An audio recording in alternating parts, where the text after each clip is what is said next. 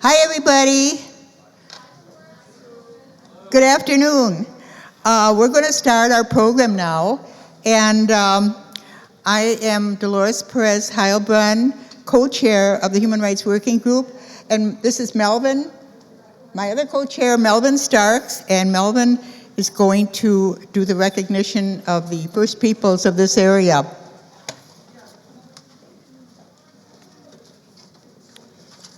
We, the members of the First Unitarian Universalist Society of San Francisco, gratefully acknowledge that we are located on the ancestral homeland of the Ramaytush Ohlone peoples, who inhabited what is now the San Francisco Peninsula. The Greater Barrier is also the ancestral territory of the Miwok, Yukots, Patwan, and other Ohlone tribes. Indigenous communities have lived in and moved through this area, anthropologists say, for more than 10,000 years. As the original stewards of this land, the Ohlone understood the interconnectedness of all things and maintained harmony with all of the nature for millennia. We honor them for their enduring commitment to our Mother Earth.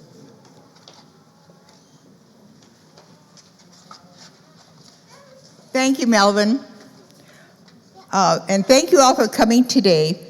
Thanks to Dean Wichikowski and his friends for the vegan lunch. It was delicious. It is good, isn't it? They're friends of Wayne Sheng, and they donated the beautiful lunch to us today. So now we will describe what our Human Rights Working Group is about and what we have worked for in the past year and some of our plans for next year. We would like to hear your suggestions and hope you will join us. So we left some cards on the table. If anything comes into your mind and you want to make some suggestions, just write them down and we'll keep them. We'll collect them and keep them. Because our resources are very limited, we try to choose our issues wisely and practically so as not to be overwhelmed or scattered in our efforts. For example, we are not a service-providing group, but focus on challenging unjust local, national, and international human rights issues. We believe that exposing and demanding basic policy changes on a national, local, and international level is the most effective way of achieving positive results for all. Therefore, our strategies consist of public education, advocacy efforts, and working together with other organizations, specifically in support of these goals. Over the past 12 months, events have reinforced our concern that human rights, and by extension, the rights of all creatures and our very existence, are at a dangerous tipping point. Because issues change quickly every year, our small but hardy group of activists try to focus on the most current and timely issues. Our purpose statement is as follows: to identify and address current human rights and violations locally, nationally, and internationally in accordance with our Unitarian Universalist principles and values, to provide opportunities to engage in discussion, to develop practical strategies to ameliorate unjust abuses and policies through education, advocacy, and actions to protect the rights of all peoples, and to unite and collaborate with other organizations in support of those aims. So now we'd like to hear a few words from our minister, Reverend Vanessa Southern, and she's going to talk and tell you about our UU here, more about it.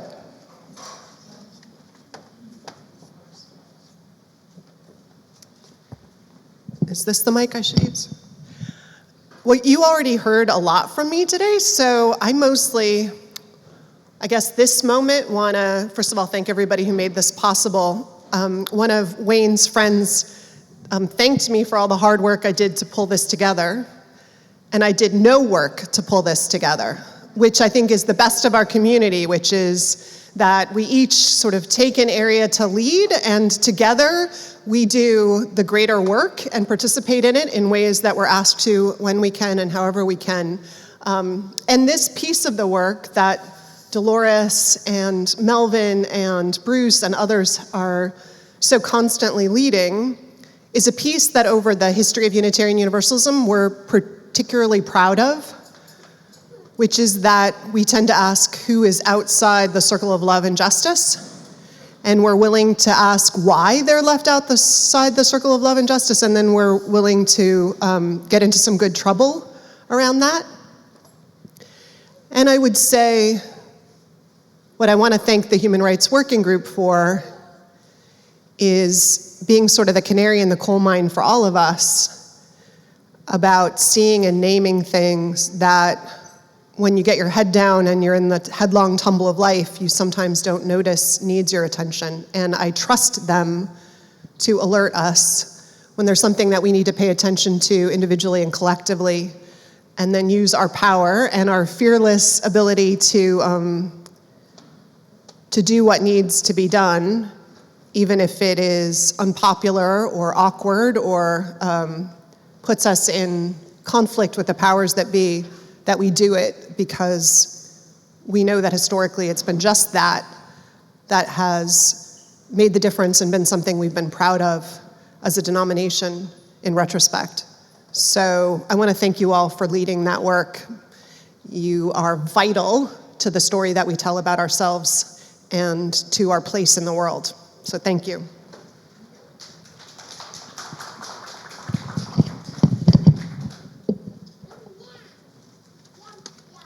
Thank you so much, Vanessa. So now we're going to talk a little bit about what we have done over this past year, 2022. We have worked on educating for change using our own UUSF media platforms of the Forum, of which Bruce Newberger is a chair, for specific presentations, and our weekly Wednesday morning vigils held outside our church, right on the steps, to promote and advocate for our beliefs. This year, for 2022, the 5 issues are racial justice, immigrant rights, voting rights, women's rights, and climate crisis. And some of our people are going to speak on each one of those issues. Racial justice. We recognize that our country's history of racial injustice was inherent in its founding, though never acknowledged. This year we developed and produced a new project, a series called Dangerous Truths, a Zoom series, a title that was meant to be ironic, which was presented online and in person, focusing on the most recent historical research brought forth by academics and historians. And Robin Larson will now tell us more about Dangerous Truths. Robin?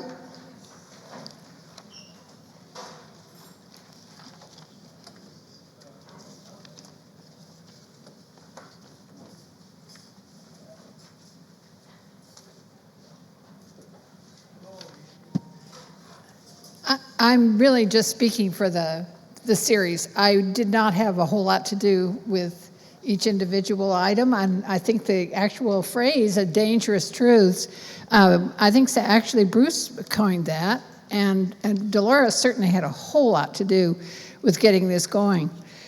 In February, that was our first session, and we featured 2 speakers, activist on behalf of Native American rights from Washington State named Paul Magid, and who's also a writer and historian who talked about the doctrine of discovery and the arrival of Europeans on the North American continent, which is sort of before the feature historical moment of this last 2022, which is the 1619 Project, which was gathered together for the New York Times Sunday issue by investigative journalist Nicole Hannah Jones.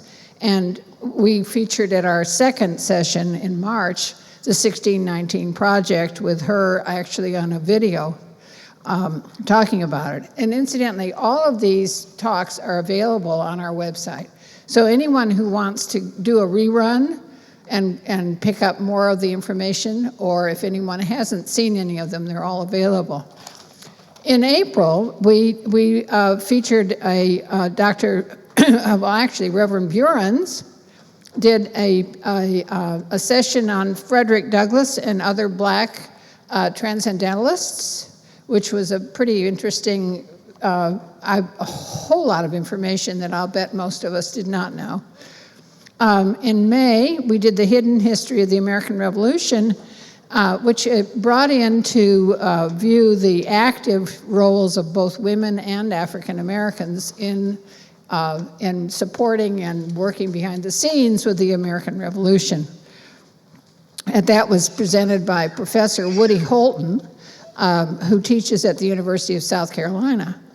In June, we did an episode on Native America and Manifest Destiny, that persistent and false ideology, which was presented to us by Robert Miller, who's a professor of law at Sandra Day O'Connor College at Arizona State.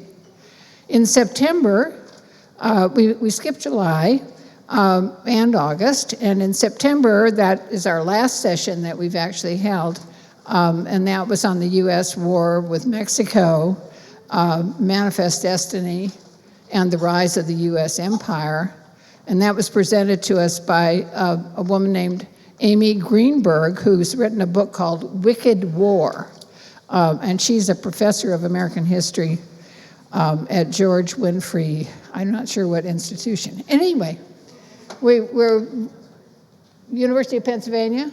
Okay. And we've contacted someone who's a specialist on Reconstruction named Eric Foner, and hoping to either use a video of his or try to get him at a later date. And we've also contacted someone at Yale who's an expert on the Civil War. And these two things are sort of hanging fire, and we're probably going to be looking for local scholars to pair with in either of these. And that's more to come in 2023. Yes? Oh, all of these are available on YouTube, and you can go to, I'm not quite sure where they are on the website, uusf.org/HRWG. Yeah, and this is on some of the tables and at the sign-in table, a whole list of those series of presentations. I think you'll really like them. Okay, and now we're going to talk about immigrant rights. We continue to vigil and demonstrate on behalf of immigrant rights and keep abreast of news from our southern border. We participated in marches to Bay Area legislator offices to demand new legislation to benefit asylum seekers and immigrants, especially at our southern border. Immigration is also an issue now due to the war in the Ukraine. We helped organize with Code Pink a large Peace in Ukraine citywide event in March. We may be proposing a new anti-war issue based on our UUA National Office's endorsement of a new peace negotiations treaty, which is going to be announced. It was announced, but I don't think they've done anything about it yet. And so Bruce is going to talk a little bit more about our immigrants' rights activities. Well, things have changed a lot, and it's been difficult to keep up, to be completely up to date on what's going on the border. Many of you here in this room will recall that back in 2018, when they were kidnapping children on the border and basically holding them for ransom, to put pressure on families, but mainly Trump and his people were trying to whip up hatred and division in the country around immigrants. But at that time, this church, this society, really rose up, and there was a special service that Reverend Vanessa pulled together, and then we had weekly demonstrations out on the steps every Sunday to demand that the camps be shut down and that families be brought back together and reunited. So that was going on. But we also, along with that, we began a group of letter writers to send letters to people in the detention camps. The issue of the detention camps, I think it's a little, the issue sort of faded a little from our from the public awareness, but there were hundreds of thousands of people being held in these camps, and these were people that were being put in detention, often after having either served a sentence for some crime that they had committed or they had allegedly committed, and then after sentences was served, they were sent to detention almost indefinitely, and then deported. It was like double jeopardy. That was one thing. The other was that a lot of people were being picked up who were in the process of trying to get their asylum, and they were put in these detention camps. And there was a lot of stories coming out about these camps. Anyway, we started writing letters to detainees, and a couple of different places. One was Mesa Verde, which is down in Bakersfield. Another is at Yuba, although the closest ones to us. I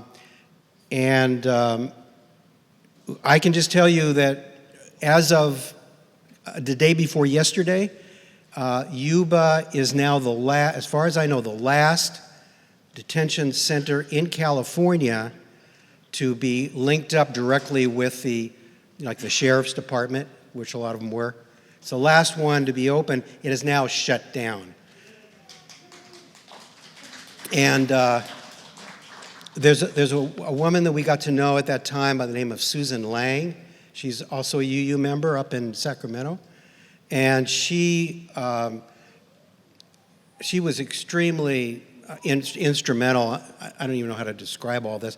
The work that she did consistently over the years to get these different groups signing letters, people visiting detainees in the centers in Yuba, writing about their situation, letting people know, what was actually happening, because otherwise, it's just a number or a name. And she deserves a tremendous amount of credit, for that. So, but there were a lot of people that were doing that. So that's victories don't come that often, and that was definitely one. I think the overall output, the overall upsurge in activism around immigration had a measurable effect. And we often, we get involved in political struggles and social struggles, and we don't necessarily see a clear change. But believe me, don't just take it from me, but anyway, activism does work, and speaking out does work, and protest does work, even if at times the powers that be would make you think it's all in vain. It's not true. So anyway, I just think that there's a lot more, obviously, that's going on with immigration. We had a forum a couple weeks ago here in this very room with a couple of young women from the border with a group called No Más Muertos. And, this is another thing. Hundreds of people every year are dying crossing the border. Do you ever hear about that? We never hear a thing about it. All we hear about is the people crossing the border. We don't hear about the deaths at the border, And so this is a part of the political atmosphere that we constantly have to go up against, because the major media doesn't talk about these issues. So it's kind of on us and other pro-immigrant rights organizations to bring these things to the public awareness. So anyway, thank you.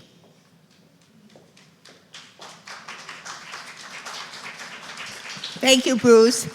And before I start again, I want to recognize someone in the audience that many of you may know, Janet Wheel. She's just going over here, a good friend of ours from Code Pink, and she was very involved with the 99% coalition that we organized in the city with a lot of Maine activist groups, remember, for about 8 years, and they met all the time right here.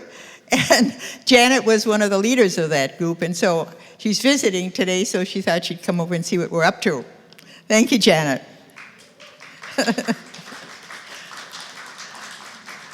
So now we'll move up to voting rights. We vigiled on behalf of congressional efforts to protect voting rights after a federal bill failed in the Senate earlier. We support efforts to stop new state restrictions on voting rights to the exclusion of Black voters, other people of color, and the poor, and other changes that will enable manipulation of vote counts. We participated in the national UU the Vote, led by our own Cal Ball here, and he came and he had to leave, but he was going to speak, but anyway, was very active in urging us all to write letters to potential voters in other states, mainly red states. And it was a wonderful organization. We sent, I don't know how many letters, 60? 1,075. Wonderful, thank you, Mary, yeah. The Supreme Court is now currently considering a very dangerous bill which gives state legislatures the right to control elections independent of state executive and judicial authority, which we will be monitoring. And the next thing we did was a Human Rights Working Group got together in September of 2021, well, later than September of 2020, earlier. The state of Texas severely limited abortion rights, and the Supreme Court refused to interfere, thus denigrating the rights of women to control their bodies. As a result, in October of this year, Human Rights Working Group organized many of us organized with reproductive rights as its priority. And this new women's rights group is chaired by Lori Lee, who will talk about their current work. And now we sort of gave birth to this group, and now they're on their own. They're going to be a separate committee, all on their own. So Lori's going to tell us more about it. Yes? Ice cream. Oh, ice cream, yeah. Very important. Come and get the non-dairy ice cream. Great. Okay, Lori.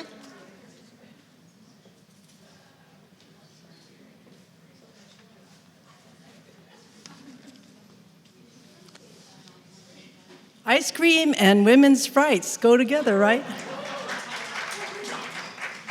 So I won't be disappointed if you guys get up and enjoy it before it melts. Oh, all right. Can everyone hear me? Okay. Is it better? All right. So I wanted to say a few words about the women's rights group. As Dolores said, we've been spun out of the Human Rights Working Group, and we quickly, in October, centered on abortion rights as our main focus. And we did a lot of work to sort of join a lot of the protests, march, and demonstrations in front of the church. And along the way, we were introduced to Reverend Daniel Cantor, whom a lot of you might have heard preach from Dallas. And he is actually a founder of the Spiritual Alliance of Communities for Reproductive Dignity, or we call it SACRED. And the SACRED organization is really devoted to creating a lasting and significant culture that will actually have require a much larger base of religious organizations to sort of change that big wheel of American culture from the stigmatization or the sort of justification of abortion as some kind of act to be ashamed of to actually a very important social justice issue for all. This is a very big change, and I am reminded of the LGBTQI plus movement back in the 1950s, where mostly men, but some women, were actually imprisoned, arrested. It was illegal, homosexual acts. And basically, we're seeing that with a lot of women. It's a life and death issue for women now. I've heard in Texas and other places they're letting the women actually have sepsis before they will perform an abortion. It's like It's just like in the 1950s, where they pretty much said to a lot of people who needed help, and there are a lot of people who committed suicide because they were LGBTQIA+, that your life doesn't matter. So they're telling women now, your life doesn't matter. So I'm asking all of you to join the women's rights group. Men are, of course, included, and it is all of our. It's really a life and death issue for our entire society. But basically, Sacred aims to try to unite faith-based groups and turn that wheel of culture. Now, one of the interesting things is it's going to be a very long-term situation. As we know, it took 50 years for, let's say, the religious rights to achieve the overturning of Roe v. Wade. And it may take us decades to achieve what we want to do, which is turn American culture into, instead of justifying abortion, into just a social justice, something that everyone should have the right to, and any woman or person who could become pregnant could actually, access. And I think, I also want to give a little bit of hope. As you know, very recently, the Defense of Marriage Act was passed, and it was a bipartisan effort. And you can see that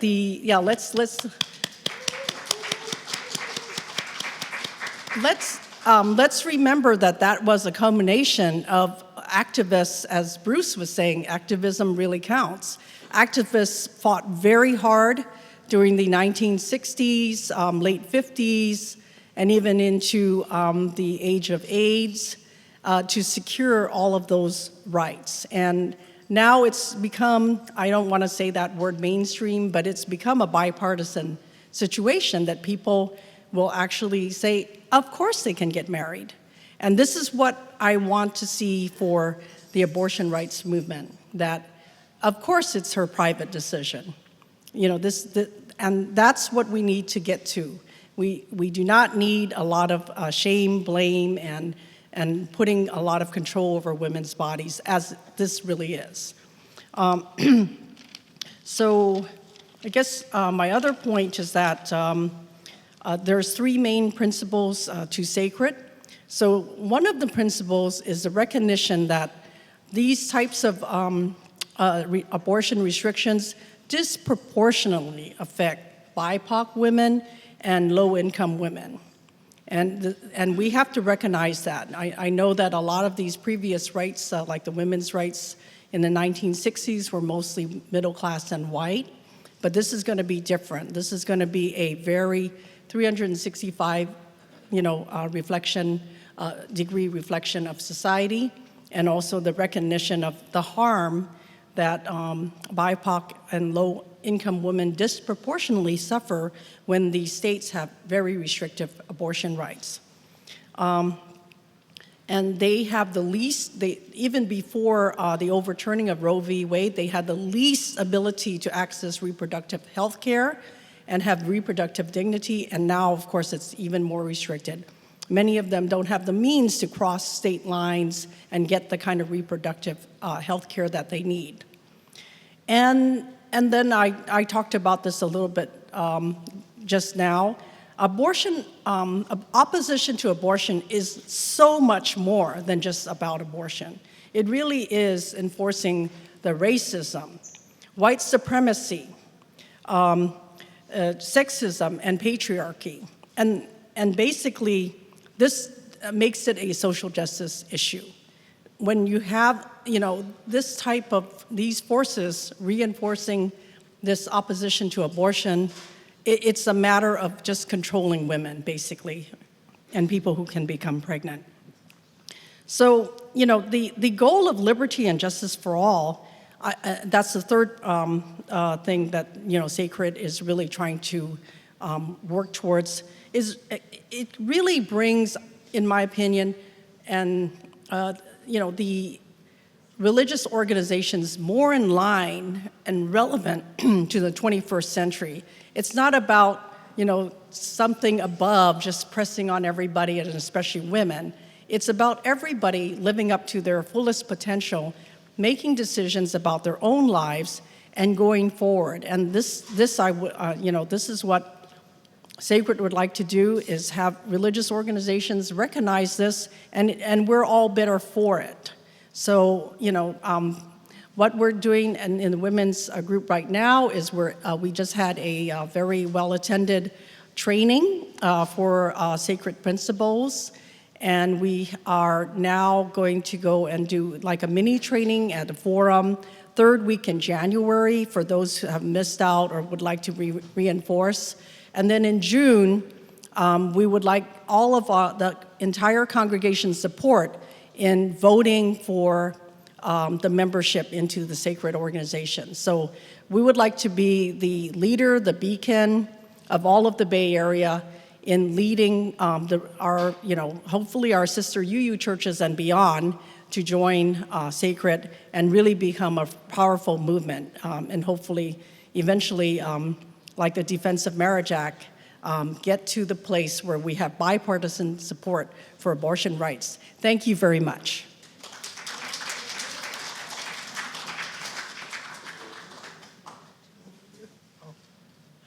Thank you so much, Lori. She's such a wonderful speaker.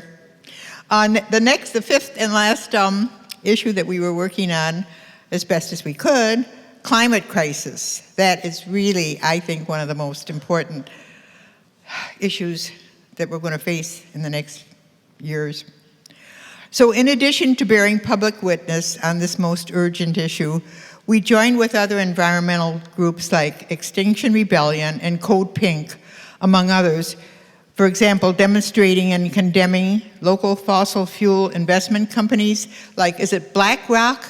I think that's one of them, and discussed new climate justice issues. And we're going to be discussing more in 2023. And one of our members here, Wayne Shung, I'd like to have him come up and talk more about that. Wayne is one of our heroes. He joined our church, and he is a national hero, animal activist, animal rights activist.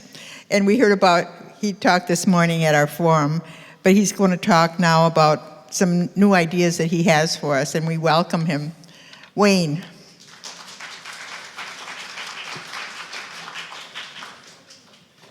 Dolores is too kind, and I agree with her about so much. I would disagree that I am a hero. I'm a guy who cares a lot about our future, cares a lot about the nature, and in that regard, I'm probably very similar to all of you. But I am an attorney and a board member of the Climate Defense Project. What we do at CDP is we defend activists who are taking nonviolent direct action, civil disobedience, to stop fossil fuel companies from destroying our future. And one of the things we've been saying, and one of the reasons so many activists are willing to sacrifice their own freedom and their own future, is because they see all of our futures being compromised by climate change.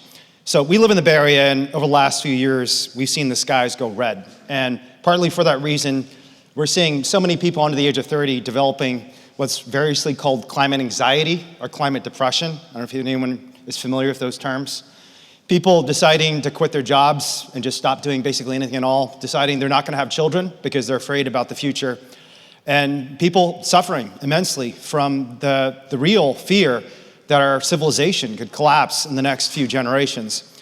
And that's partly based on real objective facts. There's been enormous amount of research, even in the last 2 years, about so-called positive feedback loops. And if you don't know what a positive feedback loop, I'll give you an example of this. There is an ocean current in the Atlantic Ocean called the thermohaline system. And the thermohaline system is a current that's developed because the cold water in the North Atlantic sinks to the bottom of the ocean. Warm water comes and replaces it from the more equatorial regions of the Atlantic, and it creates a huge current, which is called the thermohaline system. And importantly for all of us living in the Northern Hemisphere, it also creates something called the Gulf Stream. Has everyone heard about the Gulf Stream? Okay, we all know about the Gulf Stream. And if there is no Gulf Stream, which is what happens when the thermohaline system shuts down, guess what happens in the Northern Hemisphere? Ironically, we become a frozen tundra. All the agriculture, all the sun, all the beaches we see will disappear, and temperatures could drop as many as 20 degrees Celsius in the span of 10 to 20 years. And importantly for all of us in this room today, and all of us on this planet, there's been increasing evidence that the thermohaline system is slowing down and may be slowing down at an increasing rate.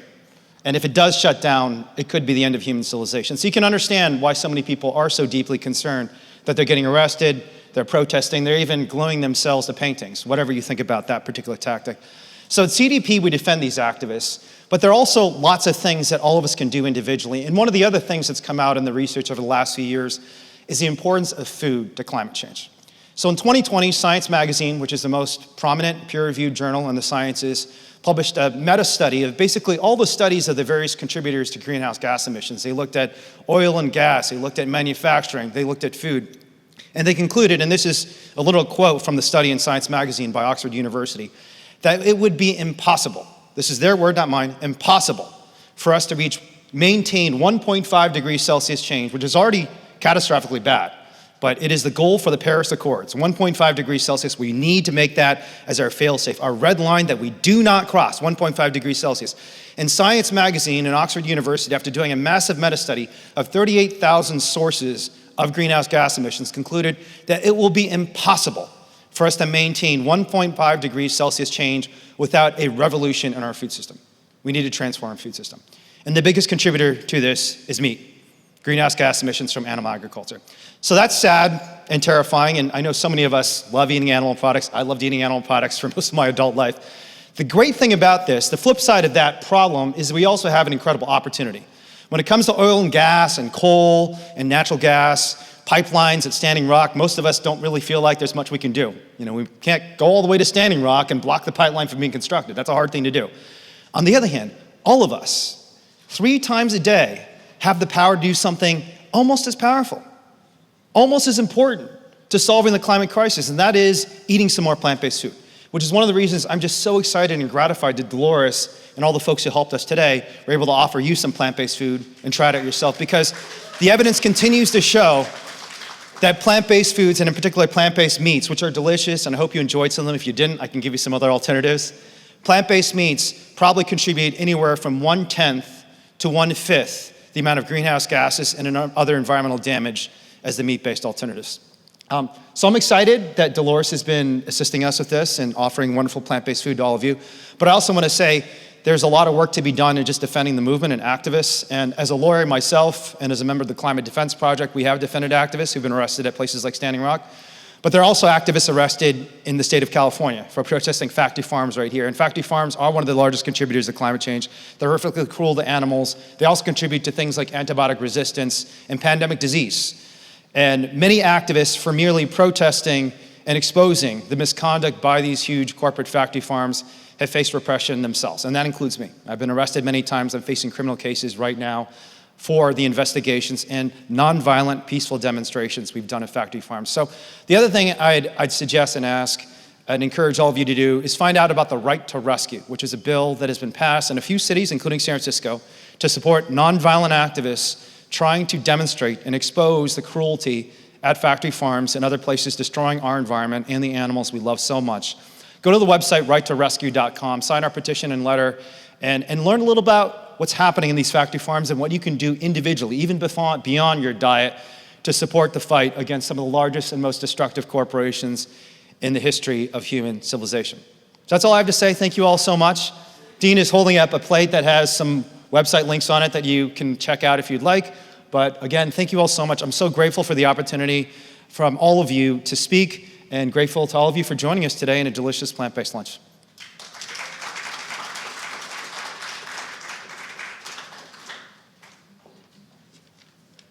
Thank you so much, Wayne. That was so inspiring. Really appreciate it. Now, before we get to Q&A, questions and answers, so be thinking of questions if you want to write them down on the paper on your tables. We want to hear from 2 very important people in this congregation that have provided, that were responsible for providing a platform for our committee, Human Rights Working Group, and other committees in the church. And first, we'd like to hear from Linda Harris. Linda Harris is chair of the UU Service Committee and one of the founders of the Wednesday Vigils, I think about, was it 2 or 3 years ago, Linda? In which, wow, in which our our committee participates with Bruce and a lot of other important committees here on every Wednesday between 8 and 9 a.m. Linda, you want to come up?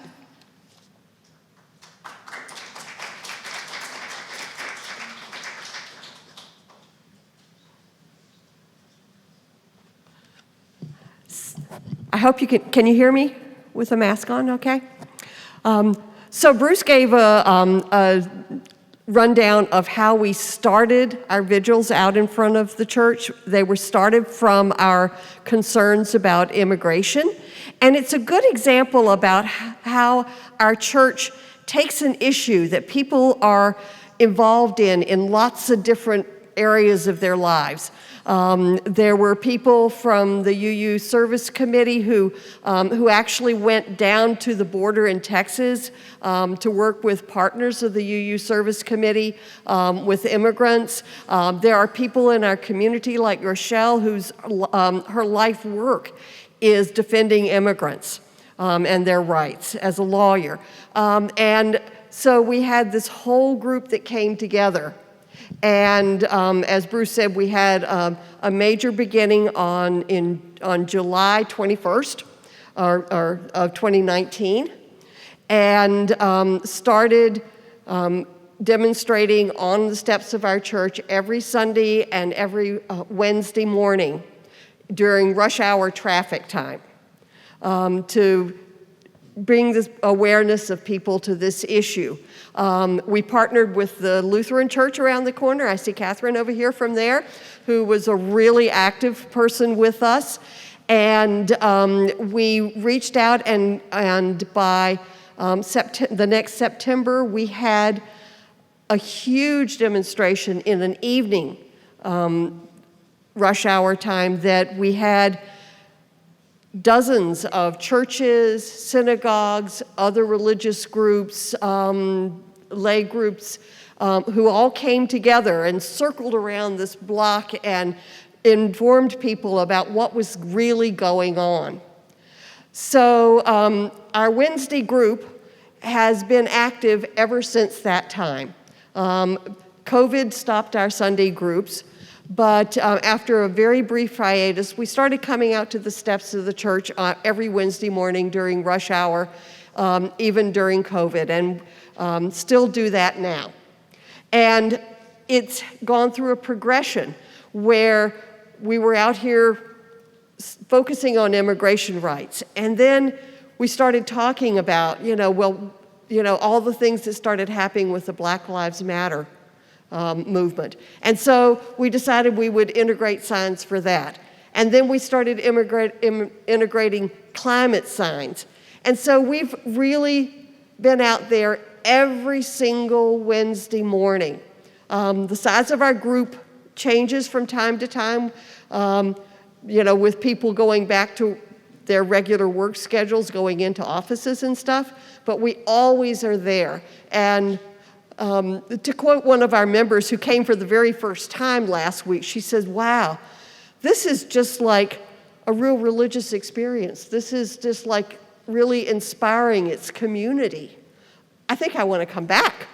So all of those signs you've seen people holding out in front of the church, things like voting rights and Black Lives Matter and environmental and women's rights and stuff, that started in July of 2019, and it's continuing. And it's really gratifying to be out there and have people in the traffic who honk and wave and, support us. There are people that sometimes challenge us, and we talk to them. When there are special events coming out, sometimes we give out flyers to people. But we invite you to come and join us and be part of our conversation about what we're going to focus on that particular week and stuff. I also wanted to say a little bit about the Unitarian Universalist Service Committee. Like a lot of people here, one of the things that brought me to this church was how integral human rights, social justice are in Unitarianism. I found myself coming here for the first time and on a Sunday morning, and there were people who were doing all the things that I was doing out there in non-church communities. And it was a sustainable model. Everybody wants everybody to be in this for the long haul, because this is not something that's going to be finished by the end of this year, folks. We're in this for a long haul. And so I really appreciate the focus in our church on that. And Unitarian Universalist Service Committee is the nationwide organization of Unitarians that was founded in the days leading to World War II with the express purpose of rescuing people from Nazis. There were Jewish people, there were intellectuals, there were lots of children. I just talked a couple of weeks ago to a UUSC representative in Rochester who is friends with a man who is a doctor in their community who was one of the children who was rescued by the UU Service Committee as a child. So it's been out there for a very long time doing wonderful stuff. They get 4-star Charity Navigator reviews for over 10 years now, which is the highest rating. So if you want to know what's done with your money, Charity Navigator rates charities and groups that, and we're not a real charity. That's actually one of the other things that I want to say, is that instead of being charity and coming into places where there are problems and saying, okay, this is what you need to do to fix this, so we're going to give you money and you have to do this and we're going to tell you what to do. UUSC partners with grassroots group and goes in and says, you're on the ground here. You know what's needed. How can we help? We give money, but we also give training in various kinds. And so UUSC has gotten Charity Navigator's highest rating for efficient use of funds and transparency. And I am really grateful that well over half of the members of our church donate at some level for the UUSC.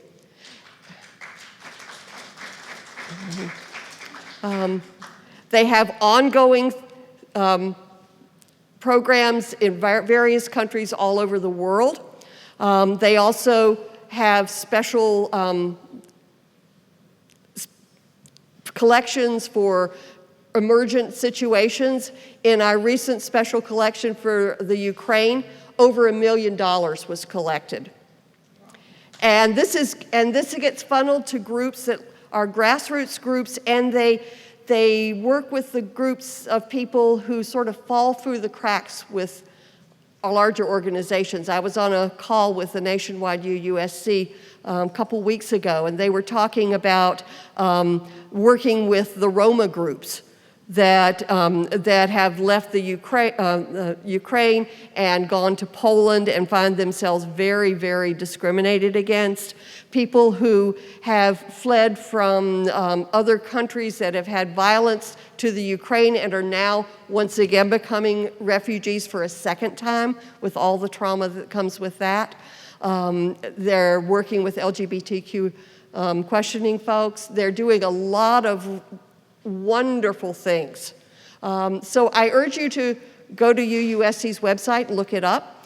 If every year from Thanksgiving through the New Year's, we have what's called the Guest at Your Table program, where we focus on some different people that we talk about as being guests at our collective tables and learn about their stories. We're putting some articles about some of these people and some of the organizations that UUSC is partnering with every week during this period in our newsletter, so read it. Feel free to call myself and my husband Marty. We've both been active with the service committee for a long time. And I thank all of you who have been active with the service committee.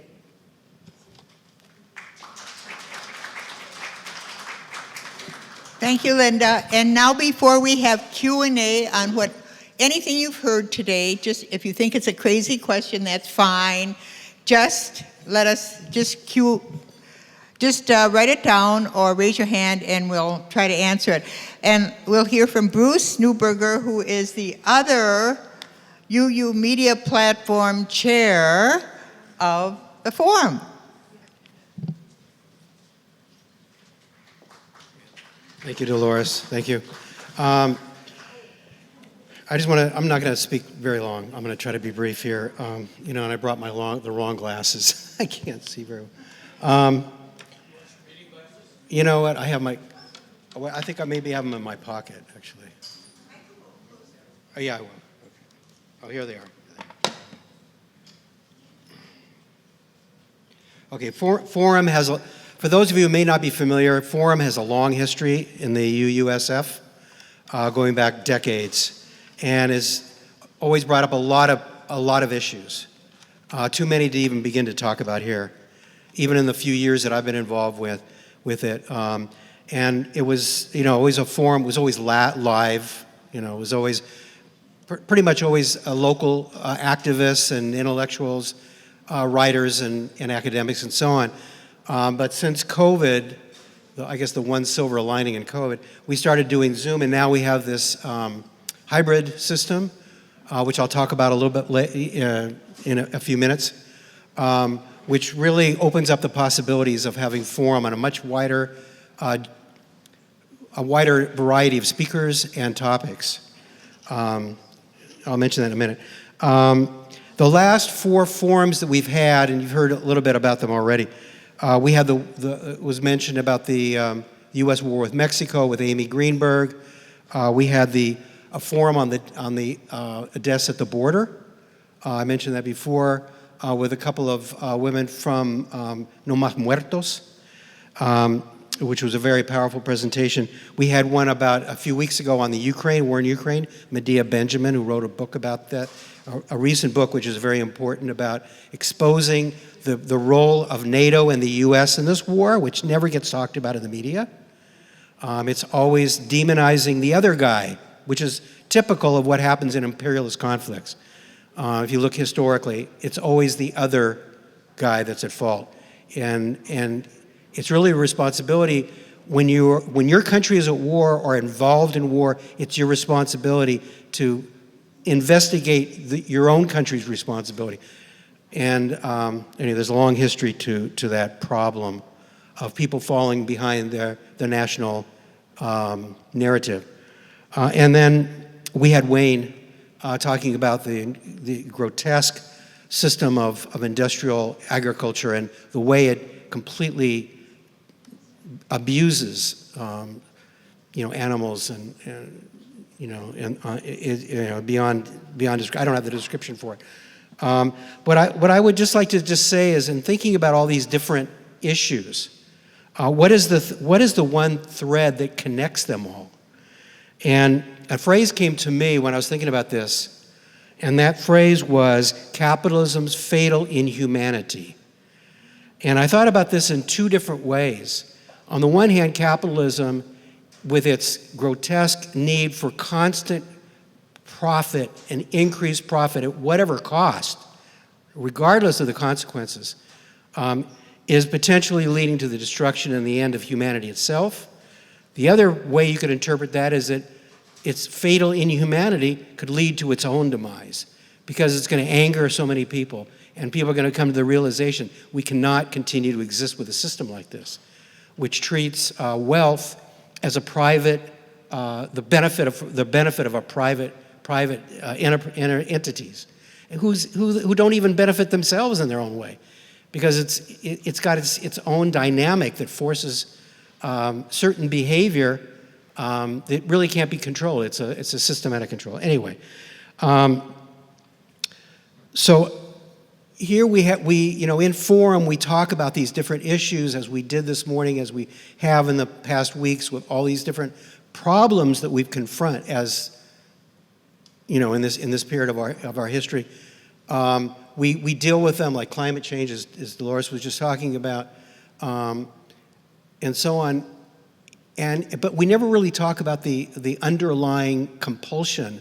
We never talk about the underlying system that is leading to all these problems. We never have that kind of discussion because it's ruled illegal, basically. It's thrown off the table. It's not allowed to be discussed in mass media.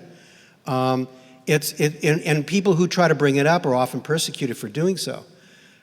But we really do need to talk about it, because if we're ever going to get beyond this kind of social organization with all its dysfunction, we're going to have to begin to talk about what that would look like. First of all, how would we do that? And what would it look like to have a different kind of society? If we don't even begin to talk about it, if we don't have dialogue and discussion, we're never going to get there. And it's a discussion that we really do. So anyway, we really need to engage in.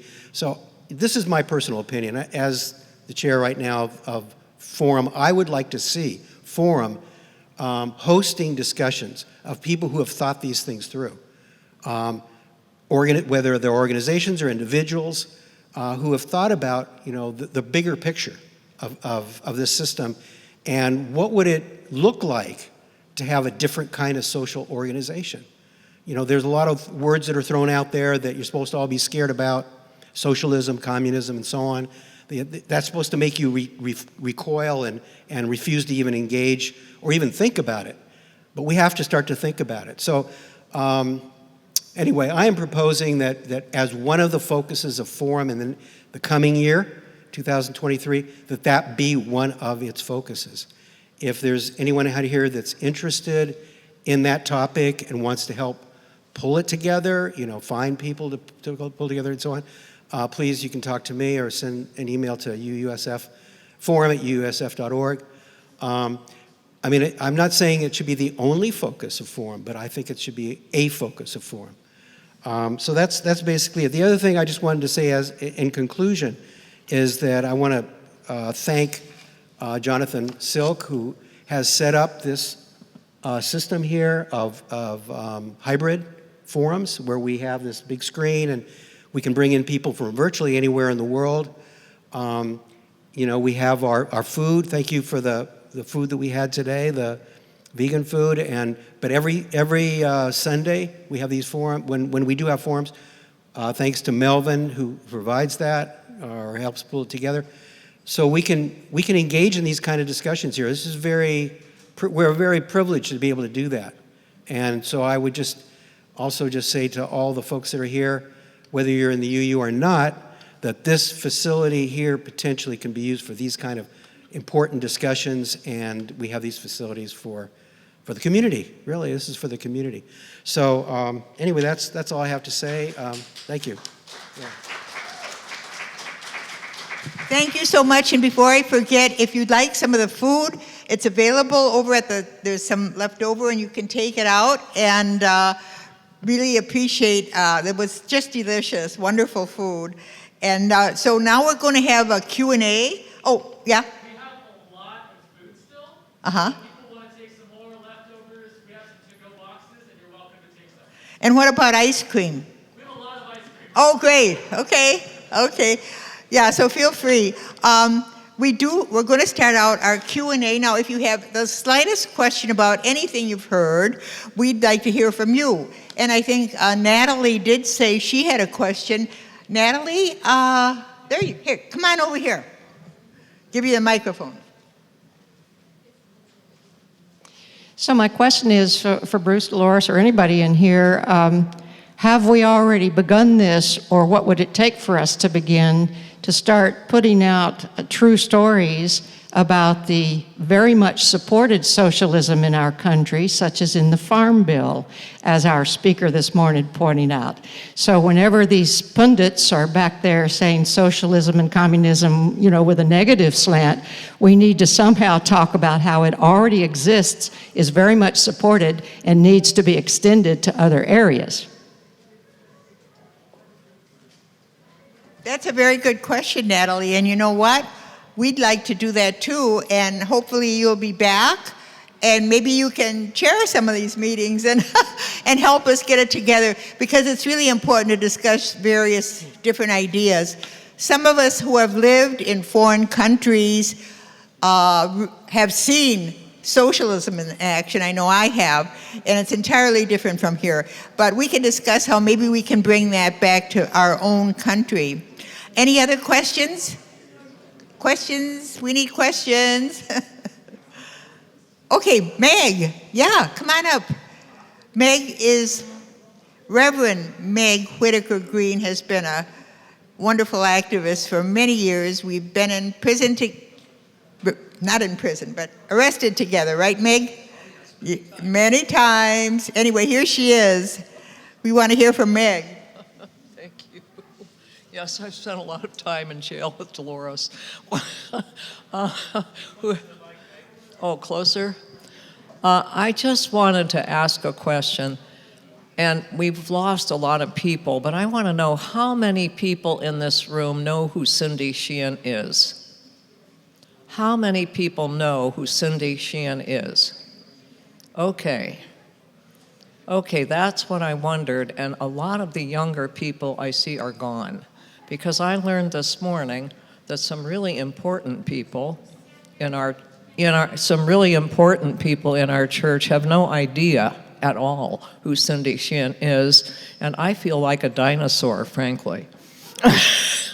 I mean, I'm out of another era of activism, and I wanted to say that Cindy Sheehan is quite ill.